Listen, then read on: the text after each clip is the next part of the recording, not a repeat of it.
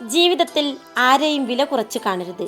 നിലച്ചുപോയ ഘടികാരവും ദിവസത്തിൽ 2 പ്രാവശ്യം നമുക്ക് യഥാർത്ഥ സമയം കാണിച്ചു തരുന്നു.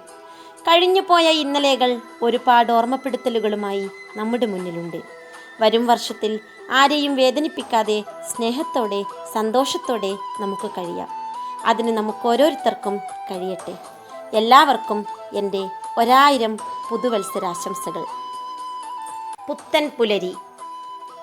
തണുപ്പുള്ള ആ പുലരിയിൽ ബാൽക്കണിയിൽ നിന്ന് താഴോട്ട് നോക്കുമ്പോൾ എല്ലാം ഇന്നലകളിൽ നിന്ന് വ്യത്യസ്തമായ പോലെ തോന്നി. എല്ലാറ്റിനും പ്രത്യേക സൗന്ദര്യം. അനുസരണയോടെ പോകുന്ന വണ്ടികൾ. ജീവിക്കാനുള്ള തത്രപ്പാടിൽ കുറച്ചൊക്കെ അനുസരണക്കേട് കാട്ടുന്നവയും അക്കൂട്ടത്തിലുണ്ടായിരുന്നു. ശരീരപുഷ്ടിക്കു വേണ്ടി കൈകാലുകൾ കഴിയുന്നത്ര നീളത്തിൽ വെച്ച് നടക്കുന്ന ആൾക്കാർ. കപ്പിലെ ചുവന്ന പൂവിനെയും അതിലെ കാർത്തിയോടെ ഇറങ്ങിച്ചെല്ലുന്ന പൂമ്പാറ്റിയെയും നോക്കി നിൽക്കുകയാണ് ചേച്ചിയുടെ ചോദ്യം. എന്തേ, ചായക്ക് കടുപ്പം കൂടിയോ? ഇല്ല, അവിടുന്ന് കണ്ണെടുക്കാതെ തന്നെ ഞാൻ പറഞ്ഞു. നോക്കിക്കൊണ്ടിരിക്കുമ്പോൾ പൂവിനും പൂമ്പാറ്റയ്ക്കും ജീവൻ വയ്ക്കുന്നത് പോലെ എനിക്ക് തോന്നി. പെട്ടെന്നാണ് കിച്ചൂട്ടൻ അങ്ങോട്ട് വന്നത്. അവൻ്റെ കുഞ്ഞു കൈകൾ നിറയെ കുറേ മാസ്കുകളും സാനിറ്റൈസറുമാണ്. എന്തിനാ മോനെ ഇപ്പോൾ ഇതൊക്കെ എടുത്തേ? എൻ്റെ ചോദ്യം കേട്ടവനൊന്നു നിന്നു. അമ്മേ, ഇതൊന്നും ഇനി ഇവിടെ വേണ്ട, കളയാൻ കൊണ്ടുപോവുകയാ.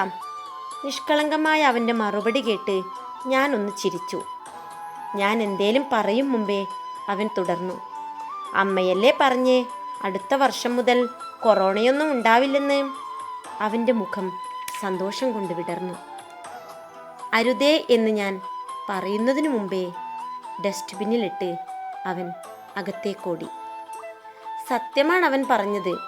സ്കൂളിൽ പോകാൻ വേണ്ടി കരഞ്ഞപ്പോൾ, കൂട്ടുകാരെ കാണാൻ വാശി പിടിച്ചപ്പോൾ, പിറന്നാൾ ദിവസം പ്രിയപ്പെട്ട അനു ടീച്ചറിൻ്റെ അടുത്ത് കൊണ്ടുപോകുമോ എന്ന് ചോദിച്ചപ്പോൾ ഒക്കെ ഒരു വർഷം മുഴുവൻ എൻ്റെ ഉത്തരം അതായിരുന്നു. ഈ വർഷം കഴിഞ്ഞ് മോനെ എല്ലായിടത്തും കൊണ്ടുപോവാം എന്ന് ഞാൻ വാക്ക് കൊടുത്തതാ. അവൻ്റെ ഓരോ ചോദ്യങ്ങൾക്കും ഉത്തരം കിട്ടാതിരിക്കുമ്പോൾ പറഞ്ഞു പോയതാണ്. ഇനി എന്തു ചെയ്യും?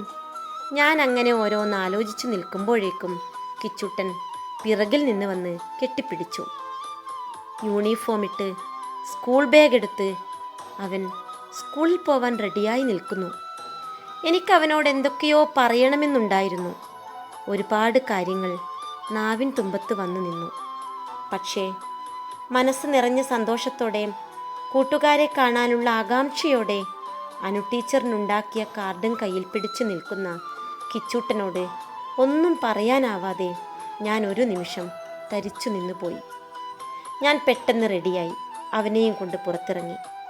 വണ്ടി ഓടിക്കുമ്പോൾ ഒരു ലക്ഷ്യവുമില്ലായിരുന്നു. കിച്ചൂട്ടനെ എങ്ങോട്ട് കൊണ്ടുപോകും ഒന്നും അറിയില്ല. കിച്ചുവിനെ ഈ അടുത്തൊന്നും ഇത്ര സന്തോഷത്തിൽ ഞാൻ കണ്ടിട്ടില്ല. അവൻ ആ കാർഡ് കയ്യിലൊരു നിധി പോലെ പിടിച്ചിരിക്കുന്നു. നിർത്താതെ എന്നോട് എന്തൊക്കെയോ സംസാരിച്ചു കൊണ്ടിരിക്കുന്നു. ടീച്ചറിന് ഇഷ്ടപ്പെട്ട നിറം നീലയാ, അതാ ഞാൻ ഇതിനൊക്കെ നീല നിറം കൊടുത്തേ. കാർഡിലെ അവൻ വരച്ച കുഞ്ഞു ചിത്രങ്ങൾ തലോടിക്കൊണ്ടവൻ പറഞ്ഞു. ഇത് ബാഗിൽ വെച്ചാൽ മടങ്ങിപ്പോവൂലേ, അതാ കിച്ചു കയ്യിൽ തന്നെ പിടിച്ചത്. അവൻ്റെ സ്നേഹത്തിനും സന്തോഷത്തിനും മുന്നിൽ ജയിക്കാൻ എനിക്കാവില്ലെന്നുറപ്പായപ്പോൾ ഞാൻ വണ്ടി നിർത്തി. പുറത്ത് ചാറ്റൽ മഴയുണ്ട്. ഞാൻ വണ്ടിയിൽ നിന്നിറങ്ങി. കൂടെ കിച്ചൂട്ടനും. ഞാൻ അവനെ കെട്ടിപ്പിടിച്ചു. 1000 പ്രാർത്ഥനകളോടെ, അതിലേറെ പ്രതീക്ഷകളോടെ എൻ്റെ പുതിയ വർഷം ആരംഭിച്ചു. അപ്പോഴും കയ്യിലെ കാർഡിനെ മഴ കൊള്ളാതിരിക്കാൻ അവൻ ശ്രദ്ധിക്കുന്നുണ്ടായിരുന്നു.